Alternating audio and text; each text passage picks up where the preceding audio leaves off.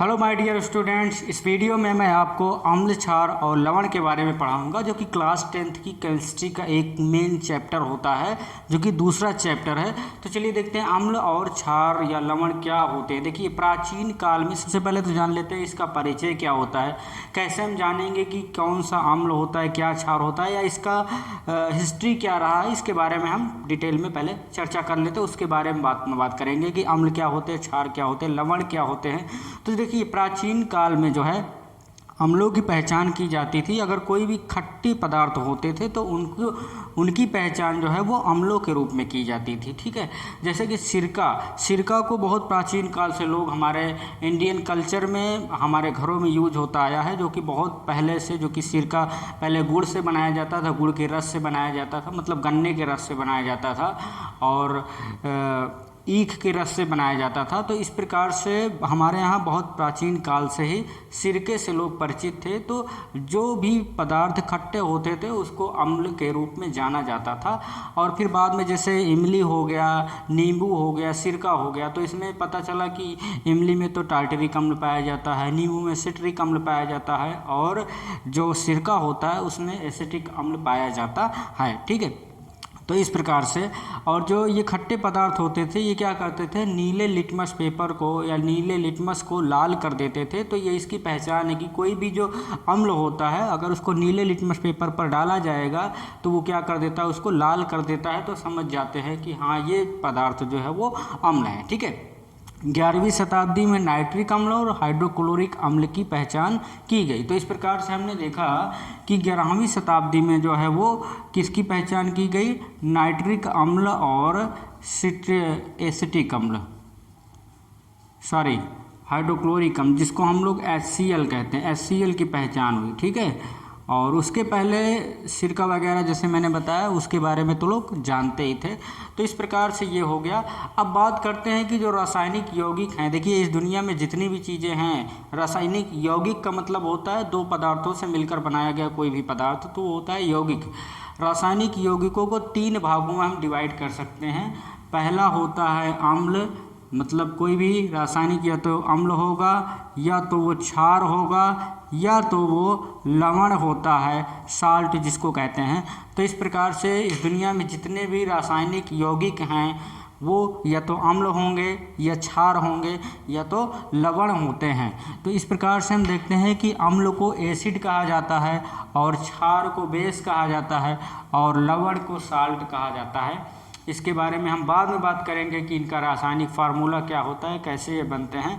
तो इस प्रकार से हमने देखा कि इस दुनिया में जितने भी रासायनिक यौगिक हैं उनको हम 3 भागों में बांट सकते हैं, अम्ल, क्षार एवं लवण में बांट सकते हैं। अगर हम अम्लों की बात करें तो सबसे पहले जो अम्ल की विशेषताओं के बारे में बात कर लेते हैं। तो जो अम्ल होते हैं वो स्वाद में कैसे होते हैं, अम्ल जो है वो खट्टे होते हैं स्वाद में, ये इसकी सबसे बड़ी पहचान होती है। अम्ल की सबसे बड़ी पहचान होती है कि जो अम्ल होता है वो जो है स्वाद में खट्टा होता है। ठीक है, लेकिन हमें ये ध्यान रखना चाहिए कि सभी अम्लों को जो है जीभ पर रख कर उसको चखना नहीं चाहिए, क्योंकि अम्ल 2 तरीके के होते हैं। एक प्रबल अम्ल होता है, एक मृदु अम्ल होता है। जो प्रबल अम्ल होते हैं वो बिल्कुल वो त्वचा को जला सकते हैं, कागज़ को जला सकते हैं, लकड़ी को जला सकते हैं, किसी भी चीज़ को जला सकते हैं।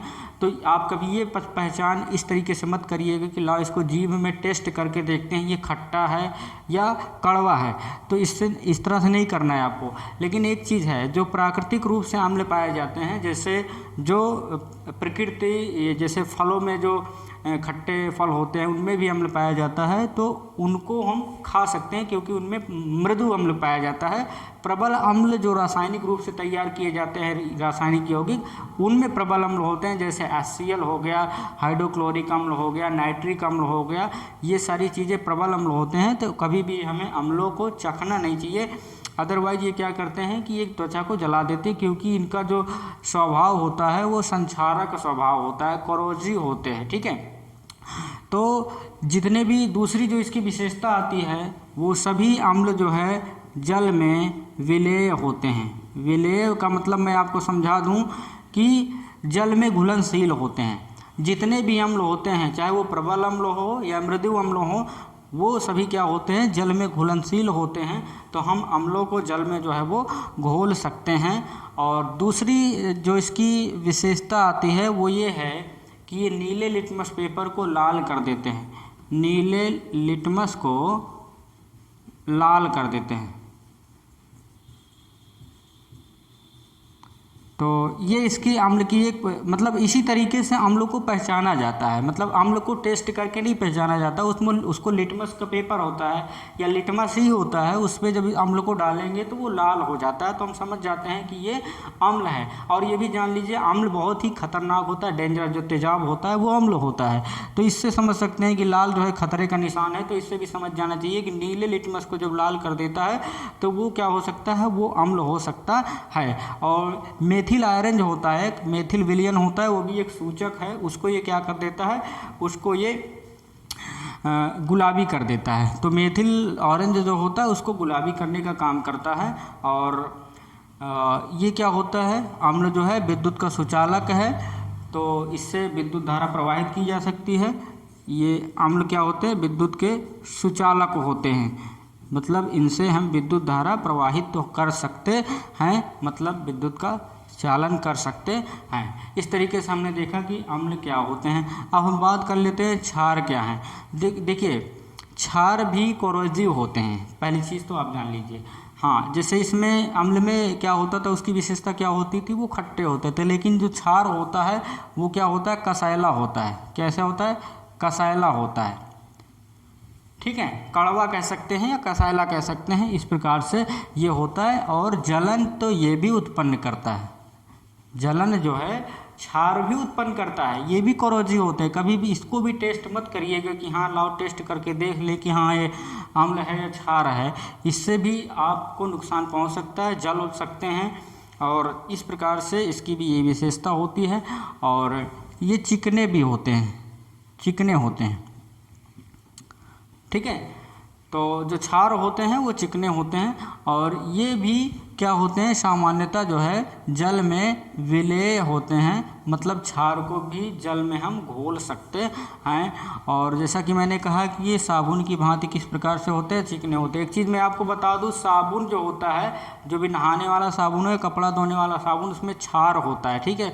वो क्या कर देता है, इसीलिए देखिए वो चिकना भी होता है। और उसको देखिए क्या कभी कभी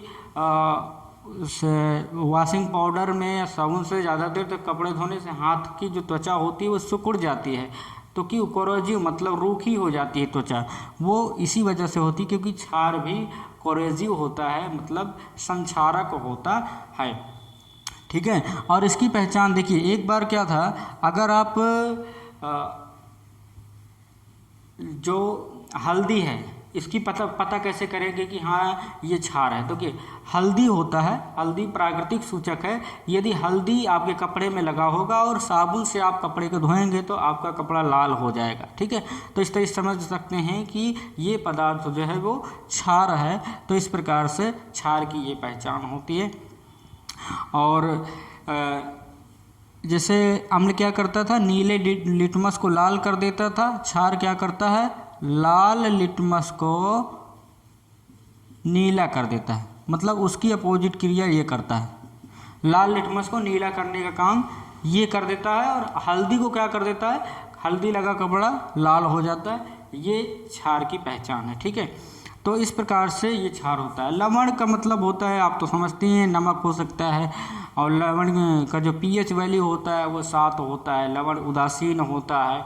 और इस प्रकार से ये सारी चीज़ें हो जाती हैं, अम्ल और क्षार को मिलाने से लवण बनते हैं। तो ये होता है लवण के बारे में बात हो गई।